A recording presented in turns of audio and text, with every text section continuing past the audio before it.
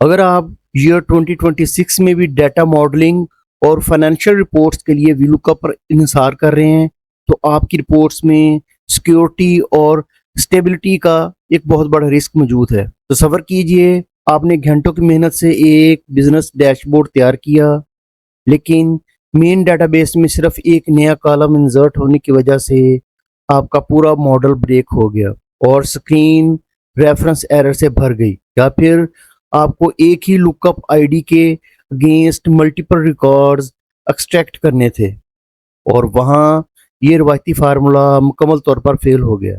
Professional workflow में इस किस्म की खामियां आपकी प्रोडक्टिविटी को मुतासर करती हैं। आज की इस वीडियो में हम माइक्रोसॉफ्ट एक्सेल के दो अहम तरीन फंक्शंस वीलुकअप और फिल्टर का एक टेक्निकल मुआवजा करेंगे ताकि ये जान सकें कि ये 2026 की डायनामिक बिजनेस इन्वायरमेंट में आपको कौन सा टूल इंतखाब करना चाहिए।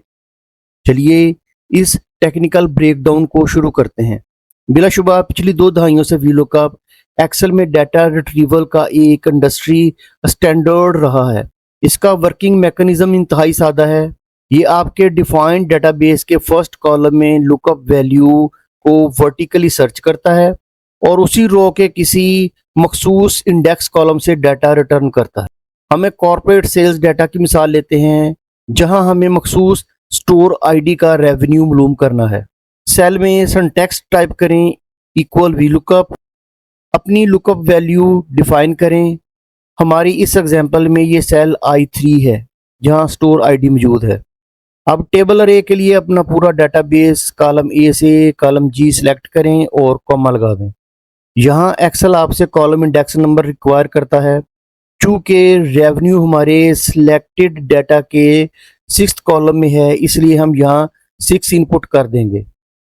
आखिर में आर्गुमेंट को मुकम्मल करने के लिए एग्जैक्ट मैच यानी 0 या फॉल्स टाइप करें और ब्रैकेट क्लोज करके एंटर प्रेस करें। स्टैटिक्स डाटा सेट के लिए ये फंक्शन अब भी कारआमद है, लेकिन जैसे ही बिजनेस रिक्वायरमेंट्स स्केल्स होती हैं, इस टूल की खामियां वाजे होने लगती हैं।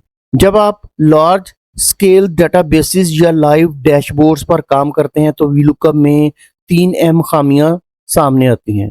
नंबर 1, अगर आपकी मैनेजमेंट आपसे किसी एक मखसूस स्टेट मसलन टेक्सास के तमाम स्टोर्स का डाटा डिमांड करे तो वीलुकअप वहाँ फेल हो जाता है। ये सिर्फ पहला मैचिंग रिकॉर्ड रिटर्न करेगा और बाकी तमाम डाटा को बाईपास कर देगा। नंबर 2, इस फार्मूले में कॉलम इंडेक्स नंबर जैसे 6 फिक्स्ड होता है।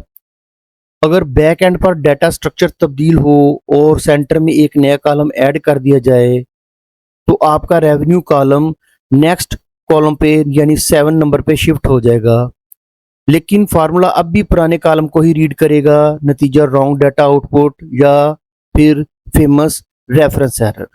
नंबर 3, वीलुकअप का स्ट्रक्चर ऐसा है कि ये सिर्फ अपने लुकअप कॉलम के राइट साइड पे जो डाटा होता है उसको स्कैन करता है। ये लेफ्ट साइड पर मौजूद कॉलम्स का डाटा रिट्रीव करने से कासर है। इन्हीं क्रिटिकल इश्यूज को एड्रेस करने के लिए माइक्रोसॉफ्ट ने मॉडर्न इंफ्रास्ट्रक्चर के तहत फंक्शन फिल्टर मुतारफ करवाया है। फिल्टर फंक्शन एक्सेल की डायनामिक रे टेक्नोलॉजी पर काम करता है। ये एक सिंगल लॉजिक के तहत सेकंड्स में आपके मल्टीपल मैचिंग रिकॉर्ड्स को एक्सट्रैक्ट करके एक डायनामिक लिस्ट तैयार कर देता है। बेसिक वर्कफ्लो में अगर आप किसी स्टेट का डाटा लॉग करना हो तो मैनुअल फिल्टर्स लगाकर डाटा कॉपी और दूसरी शीट पर पेस्ट करना पड़ता है, जो कि एक टाइम कंज्यूमिंग और नॉन ऑटोमेटेड तरीका है। फिल्टर फंक्शन इसे कैसे हैंडल करता है देखते हैं। रिजल्ट सेल में सिंटैक्स ओपन करें इक्वल फिल्टर। सबसे पहले अरे यानी वो complement data range column A से जी सिलेक्ट करें जिसे आप रिटर्न करना चाहते हैं। अगला पैरामीटर है इंक्लूड। ये आपके क्राइटेरिया है। यहाँ हम स्टेट कॉलम यानी कि कॉलम बी को सिलेक्ट करेंगे और अपने सेल टारगेट या टेक्स्ट के इक्वल साइन डालकर इन्वर्टेड कॉमास के अंदर टेक्सास को डिफाइन करेंगे। ब्रैकेट क्लोज करके जैसे ही आप एंटर प्रेस करेंगे आपकी रिक्वायर्ड डाटा नीचे की रोज में खुद ब खुद स्पिल हो जाएगा। इस मॉडर्न मेथड में आपको फार्मूला नीचे ड्रैग करने की बिल्कुल जरूरत नहीं पड़ती। फिल्टर फंक्शन सिर्फ बेसिक फिल्टरिंग तक महदूद नहीं है, बल्कि ये कॉम्प्लेक्स बिजनेस इंटेलिजेंस सिनेरियो को भी बआसानी मैनेज करता है।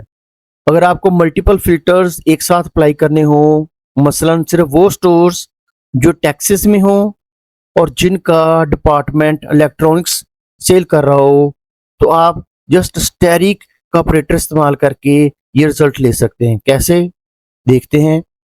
रिजल्ट सेल के अंदर हम फिल्टर टाइप करेंगे और अपनी रेंज सेलेक्ट करेंगे, यानी A to G, कॉमा डालेंगे और इंक्लूड के लिए अब हम एक नई ब्रैकेट ओपन करेंगे और उसके अंदर हम, क्योंकि हमारा क्राइटेरिया बी कॉलम है, उसको सिलेक्ट कर लेंगे। इक्वल डालकर जो इसका रिजल्ट लेना है हमने टैक्सेस का, वो इन्वर्टेड कॉमास में लिख देंगे और ब्रैकेट क्लोज कर देंगे। अब हम इसका साथ दूसरा क्राइटेरिया जो ऐड करेंगे, स्टैरिक लगाएंगे, दोबारा ब्रैकेट ओपन करेंगे। अब हमारा दूसरा क्राइटेरिया डिपार्टमेंट इलेक्ट्रॉनिक्स को ढूंढना है, जो कि कॉलम डी में है। कॉलम डी को सिलेक्ट करेंगे, इक्वल डाल के इन्वर्टेड कॉमास में इलेक्ट्रॉनिक्स टाइप करेंगे और ब्रैकेट क्लोज कर देंगे। और अब फिल्टर की ब्रैकेट क्लोज करेंगे और एंटर प्रेस कर देंगे। टेक्निकली स्टैरिक यहाँ एक एंड गेट का काम करता है, यानी दोनों कंडीशंस को ट्रू होना लाजमी है। और ये देखें, रिजल्ट आपके सामने है। लेकिन अगर मैनेजमेंट की रिक्वायरमेंट ये हो कि वो स्टोर दिखाए जाएं जो या तो टेक्सास में हो या कैलिफोर्निया में, तो हम यहाँ पे जो स्टैरिक लगाया था, इधर हम प्लस का साइन लगा देंगे और आगे जो इंक्लूड का क्राइटेरिया होगा वो भी चेंज कर देंगे। क्या करेंगे, इक्वल का साइन डालकर फिल्टर लिखेंगे, ब्रैकेट ओपन करेंगे, range A to G select करेंगे, कॉमा डालेंगे, फिर उसी तरह ब्रैकेट के अंदर कॉलम बी सिलेक्ट करेंगे और इक्वल का साइन डालकर टैक्सेस लिख देंगे इन्वर्टेड कॉमास के अंदर और ब्रैकेट क्लोज करेंगे, प्लस का साइन डालेंगे।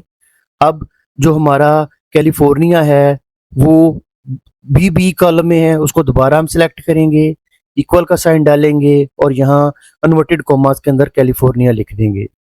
आप इन्वर्टेड कॉमास की बजाय ये क्राइटेरिया किसी सेल के अंदर लिख के सेल का रेफरेंस भी दे सकते हैं और ब्रैकेट क्लोज करेंगे और जो फिल्टर किया वो भी ब्रैकेट क्लोज कर देंगे।